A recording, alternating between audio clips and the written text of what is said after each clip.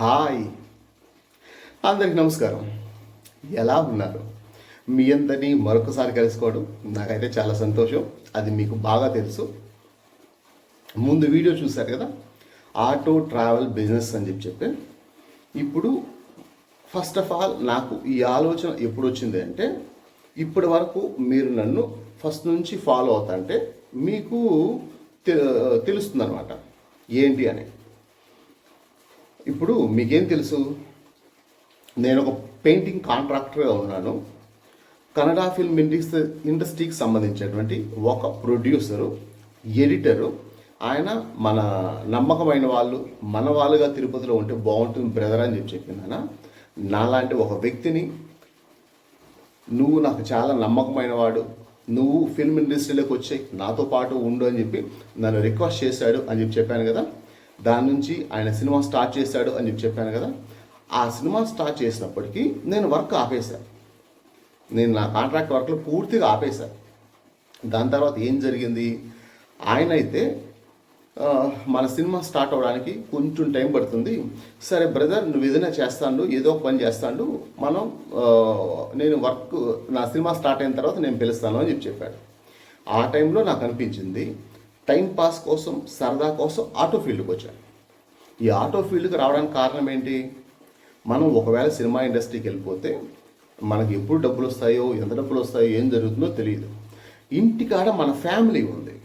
ఈరోజు మనం ఒక ఆటో తీసుకొని ఒక 2 నెలలు, 3 నెలలు, 6 నెలలు మనం బండి తోలి ఎంతో ఒకంత అప్పు కట్టేసామంటే 2 సంవత్సరాలు, 3 సంవత్సరాలు వాళ్ళు మనకు టైం ఇస్తారు కదా. కనీసం ఒక 6 నెలలన్నా గడిచిపోతే అప్పుడు ఏం జరుగుతుంది, ఆటో ఇంట్లో ఉండిపోతుంది.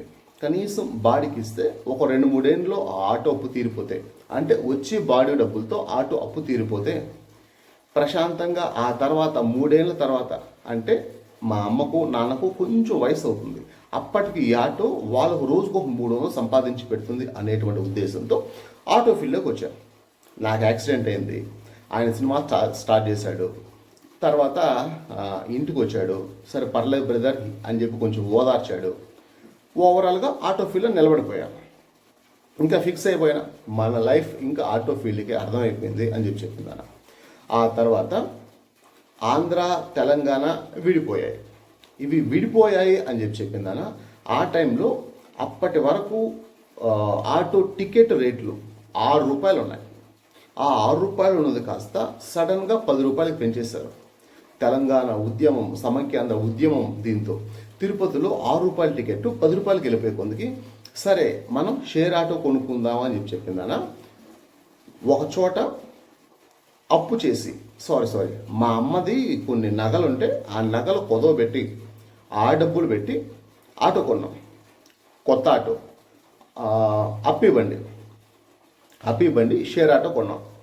ఇప్పుడే నేనేం చేశాను, చిన్న ఆటోని బాడికి ఇచ్చేసాను, ఈ ఆటోని నేను పెట్టుకొని తోలుకుంటాను. దీంతో పాటు అనుకోకుండా ఒక సెకండ్ హ్యాండ్ ఆటో కొనాలనిపించింది. ఆటో కాస్ట్ కేవలం 30,000, టోటల్ అప్పు లేకుండా బండి వచ్చేస్తుంది అని. బండి అమ్మేవాడు ఏం చెప్పాడంటే, అబ్బా అట్టుంది ఇట్టుంది సూపర్ అని చెప్పాడు. నాకు బండి నేర్పించేటువంటి నా తమ్ముని ఒకరిని తీసుకుని బండి చూపించాడు. బండికి ఏంటబ్బా అదిరిపోయింది, ఎక్సలెంట్ అని చెప్పాడు. వాడు అదిరిపోయిందని చెప్పాడు. మేము డబ్బులు ఇచ్చేసాము, మా పేరు పైకి నేమ్ ట్రాన్స్ఫర్ అంతా అయిపోయింది. ఇవన్నీ జరిగేకొందుకు 20 రోజుల తర్వాత ఓ రోజు సడన్గా ఆటో ఇబ్బంది పెట్టింది. ఏంటి అని చూస్తే బండి బోర్కు వచ్చేసింది అని. బండి బోర్కు వచ్చేసింది. నేను చూసేప్పుడు బండి బాగుంది. నా తమ్ముడు తీసుకుని పోయినా, చాలా సీనియర్ డ్రైవర్, వాడు చూశాడు బండి బాగుంది అని చెప్పాడు. బండి బోర్కు వచ్చేసింది. కడుపు కాలిందరంటే మామూలుగా కాలేదు. దానికి మళ్ళీ అప్పు చేసి బండికి పెట్టిన తర్వాత గేర్లు పట్టడం లేదు. ఏంటి ఇది ఏమైంది అని చెప్పిందనా. మళ్ళీ షోరూమ్కి వెళ్ళా, ఏంటయ్యా మేము 30,000 పెట్టి ఇంత చేసుకున్నా సరే గేర్లు సరిగా పట్టడం లేదు అని చెప్పి. అప్పుడు నాకు తెలిసిన విషయం ఎవరంటే, బండి ఇంజిన్ వేరే, ఇంజన్కి బోర్ చేశారు, పక్కన ఉండేటువంటి గేర్ బాక్స్ వేరే, అది వేరే ఇది వేరే, దీన్ని బుక్ చేసుకో అని చెప్పి మళ్ళీ దానికి డబ్బులు ఖర్చు పెట్టాం. ఇలా 1,000 రూపాయలు ఖర్చు పెట్టి బండి రెడీ చేసుకున్నాం. డ్రైవర్లకి ఇచ్చాం. ఇప్పటికీ 3 బండ్లు అయినాయి కదా. అంటే ఒక చిన్న ఆటో, అప్పే బండి కొత్త బండి, తర్వాత అప్పే బండి సెకండ్ హ్యాండ్ బండి, 3 ఆటోలు అయినాయి కదా. దీంతో ఓకే పర్లేదు బాగానే జరుగుతుంది అనుకున్నాం. కరెక్ట్గా కొత్త ఆటో తీసేటువంటి 6 నెలలకు నాకు ఒక యాక్సిడెంట్ అయింది. ఇక్కడ మీకు దెబ్బలు కనిపిస్తున్నాయి కదా, ఇక్కడ మీసం లేచిపోయింది కదా, ఇది అప్పుడు జరిగిన యాక్సిడెంట్. యాక్సిడెంట్ జరిగింది. ఇప్పుడు నేను బండి తోలే పరిస్థితి లేదు. అందుకని చెప్పి అప్పటి వరకు మా ఫస్ట్ బండి తోలే డ్రైవరు సక్రమంగా డబ్బులు ఇస్తున్నారు, అంటే 6 నెలల వరకు. తర్వాత రెండో బండి తోలే డ్రైవరు సక్రమంగా డబ్బులు ఇస్తున్నారు, అంటే 1000 2000 అప్పుడప్పుడు పెన్నికలు పెట్టడం, మళ్ళీ దాన్ని వసూలు చేయడం, ఇలా ఈజీగా సాగిపోతానండి. ఇలాంటి సమయంలో నాకు యాక్సిడెంట్ అయింది, బండి తోలేటువంటి పరిస్థితులు లేదు. అప్పుడు ఆ బండిని ఇంకో డ్రైవర్కి బాడికి ఇచ్చేటువంటి కరెక్ట్గా నెల తర్వాత తిరుపతి బస్ స్టాండ్ కాడ వాడు ఆటో పెట్టేసి ఫార్చ్యూన్ కెన్సస్ హోటల్ ఉంది, తర్వాత ఉదయ్ ఇంటర్నేషనల్ అనే ఒక హోటల్ ఉంది బస్ స్టాండ్ కాడ. ఈ రెండిటికి మధ్యలో ఫార్చ్యూన్ కెన్సస్ హోటల్ పక్కన ఒక బస్ స్టాప్ ఉంది. బస్ స్టాప్లో కొత్త ఆటో పెట్టేసి దానికి హ్యాండ్ లాక్ వేయకుండా ఫార్చ్యూన్ కెన్సస్ హోటల్ వెనకాల ఒక రైల్వే గేట్ ఉంది, అక్కడి నుంచి దామడేడుకు ఆటోలు పోతాయి. ఇప్పుడు ఈ డ్రైవర్కి వాళ్ళ అమ్మ అక్కడికి వస్తుందని చెప్పి అక్కడికి వెళ్ళి ఇక్కడికి వచ్చే కొందుకు ఆటో దొంగతనం జరిగింది. ఇది రియాలిటీ. వాడు దామనేలో ఉండేది, వాడి పేరు వంశీ. ఇప్పుడు నాకు ఆటో నేర్పించాడుగా నా తమ్ముడు, వాడికి వీడి ఫ్రెండ్ అని చెప్పిందన్న వాడికి ఆటో ఇస్తే నాకు యాక్సిడెంట్ జరిగేటువంటి నెలకు ఆటో పోయా. ఏం చేస్తాం? అప్పటి వరకు వాడు ఇవ్వాల్సినటువంటి ఆ బాడీ డబ్బులు పోయా. ఇప్పుడు ఇస్తాము అప్పుడు ఇస్తామన్నారు, ఇల్లు ఖాళీ చేసుకుని వెళ్ళిపోయారు. ఆఖరికి ఆటో పోయా, ఆటోకి రావాల్సిన బాడీ డబ్బులు పోయా. ఇంకో బండి తోలుతున్నాడు కదా, అదే సెకండ్స్లో బండి కొని బోర్ చేసి తర్వాత దానికి గేర్ బాక్స్ చేసి ఇంకో డ్రైవర్కి ఇచ్చాం కదా. ఈ బండి వాడేమంటే సడన్గా ఒకరోజు తాగేసి పోలీసు వాళ్ళ దగ్గర ఇరికిచ్చాడు.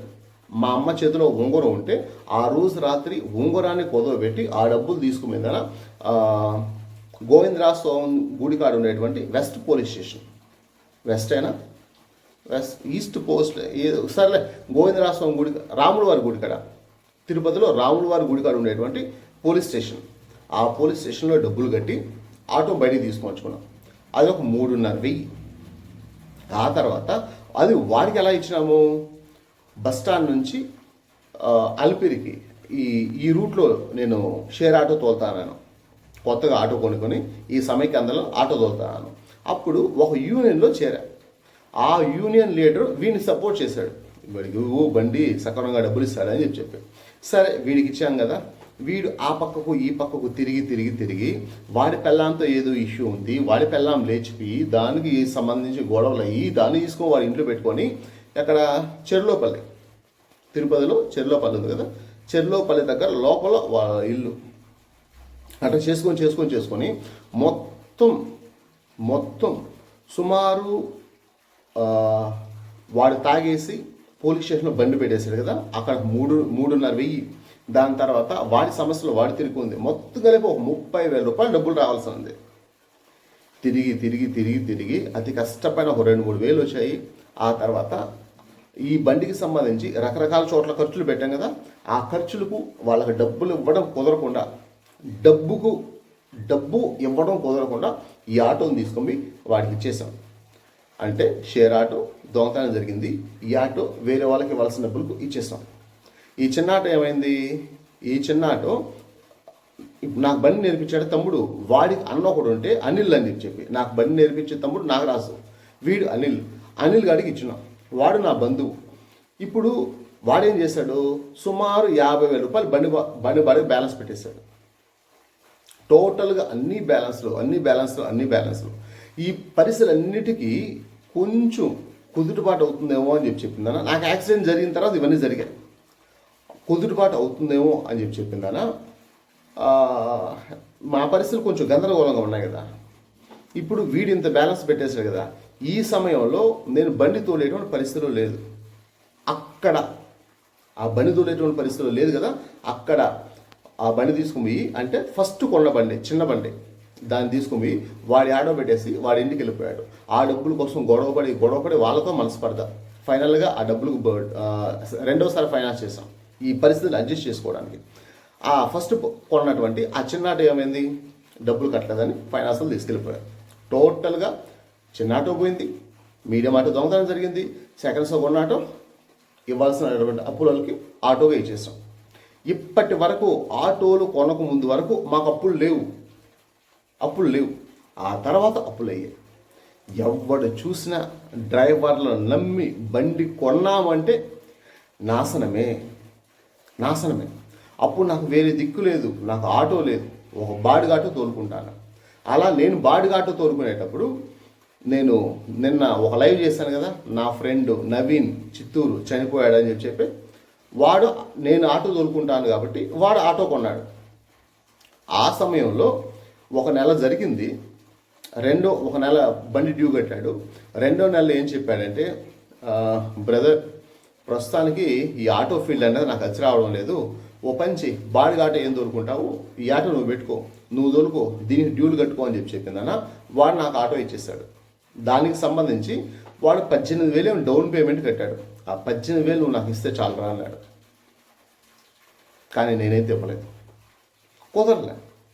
పరిస్థితులు తారుమారు, జీవితం తారుమారు.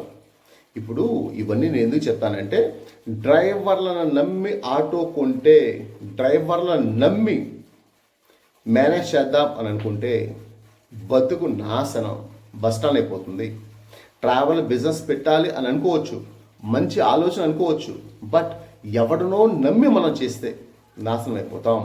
డబ్బులు ఖచ్చితంగా వసూలు చేయడం చేత కాకపోతే నాశనం అయిపోతాం. కుటుంబాలు నాశనం అయిపోతాయి, అప్పులు పాలైపోతాం. కాబట్టి ఆటో ఫీల్డ్కి వచ్చేటప్పుడు నేను చాలాసార్లు చెప్పాను, మీకు ఆటో ఫీల్డ్ అచ్చొస్తుందా లేదా, ఇనుము అచ్చొస్తుందా లేదా, ఐఓని అడగండి అని నేను ఎందుకు ఇన్నిసార్లు చెప్పానంటే, అందరికీ వచ్చి రాదు.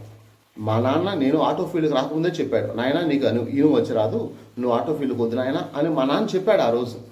నేనేమనుకున్నాను, నెల 2 నెలలు 3 నెలలు కదా ఆటో తోలేది, మన సినిమా ఫీల్డ్కి వెళ్ళిపోతాం కదా అనేటువంటి ఉద్దేశంతో నేను ఆటో ఫీల్డ్కి వచ్చాను. ఫైనల్గా అది అచ్చి రాకుండా, నేను ఎదుగుదల లేకుండా, గెటు కాకుండా ఇలా దిక్కులేని పరిస్థితులు అయిపోయినాయి అనమాట. ఇది ఓవరాల్గా. కాబట్టి కొన్ని జీవితాలు ఏంటి బ్రదర్, నీ జీవితం మాకు అవసరమా అంటే, కొంతమంది జీవితాలు చూసినప్పుడు మనం తెలివైన వాళ్ళైతే దాన్ని చూసి బుద్ధి తెచ్చుకుంటాం.